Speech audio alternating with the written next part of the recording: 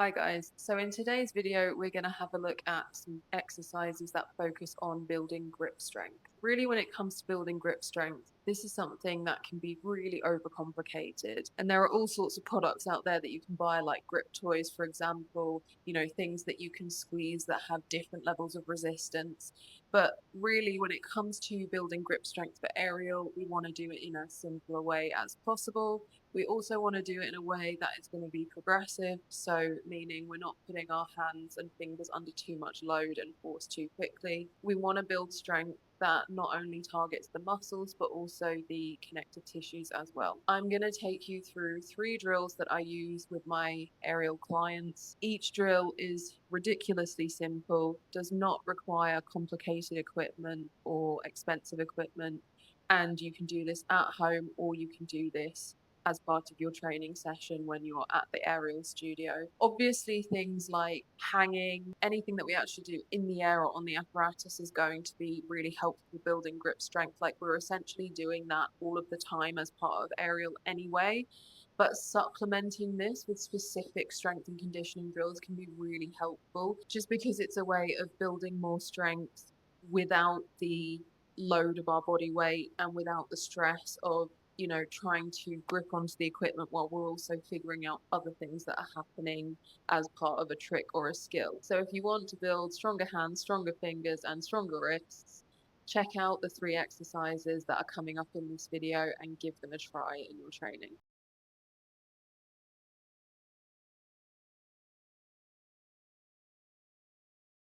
We're going to have a look at palm squeezes or finger squeezes. And this is a very, very, very simple exercise, like super simple, but it is really effective for building more grip and more hand and finger strength. This is actually an exercise that I used as part of my rehab when I badly injured the ligaments in my right hand in 2024. So I have used this firsthand as part of my own rehab and training to rebuild hand strength, basically. So we're gonna take an object that is basically the size of a ball, like a tennis ball, and I'm gonna show you 2 different options for this, depending on how much resistance you want for the exercise.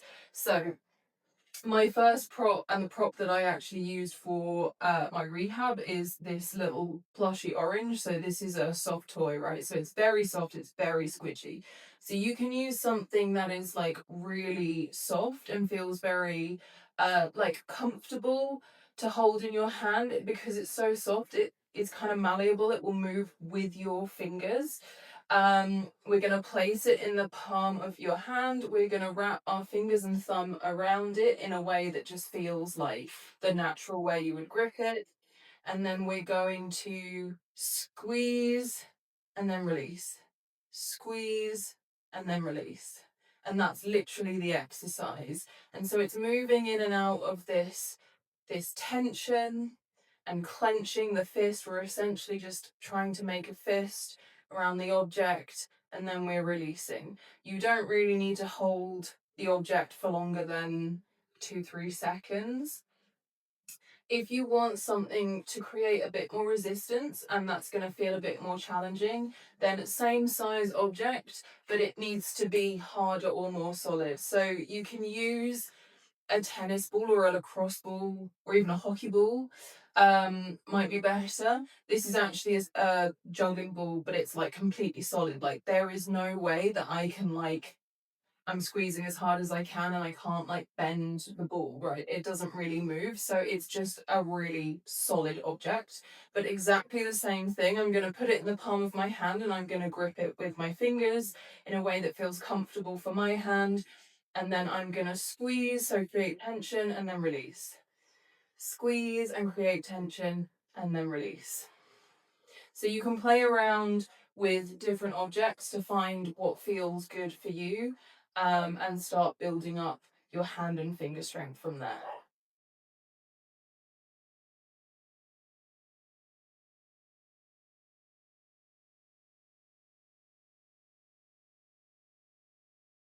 The exercise that we're going to look at is called tea towel twists.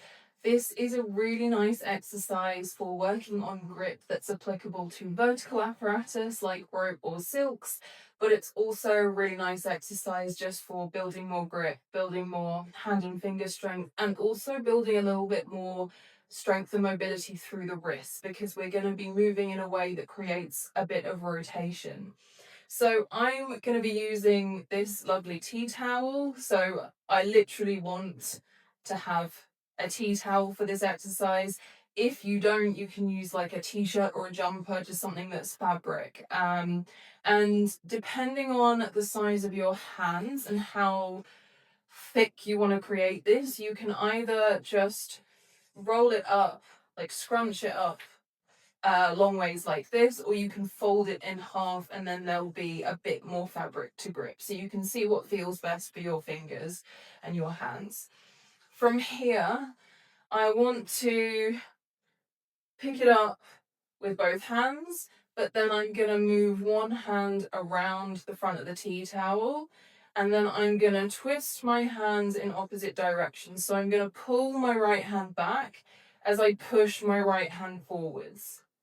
And so I'm basically trying to wring out the tea towel, right? I'm twisting the tea towel. So my arms are moving with this, but the movement is being initiated through like the twist is being initiated through my wrists, and then I'm gripping with my fingers. From here, I'm going to release, and then I'm going to reverse the movement, and then release and reverse the movement. So I'm basically going back and forth between twisting the tea towel in different directions. And another thing that you can do with this is choose how hard you squeeze the tea towel with your hands. So if you want to really work more on grip strength, the harder you squeeze, the more tension you're going to put through your hands and fingers, the harder the exercise is going to feel. If you're new to this and you're just trying to feel out the movement, or it feels a little bit too strenuous on your hands and fingers, have like a slightly lighter grip on the tea towel and just focus more on the movement with a gentle squeeze to begin with.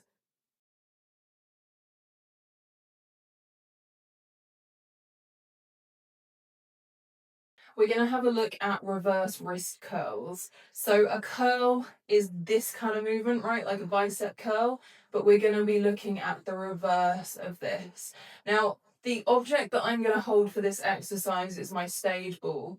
This doesn't weigh anything really, but it creates feedback for the movement and gives me something to grip onto.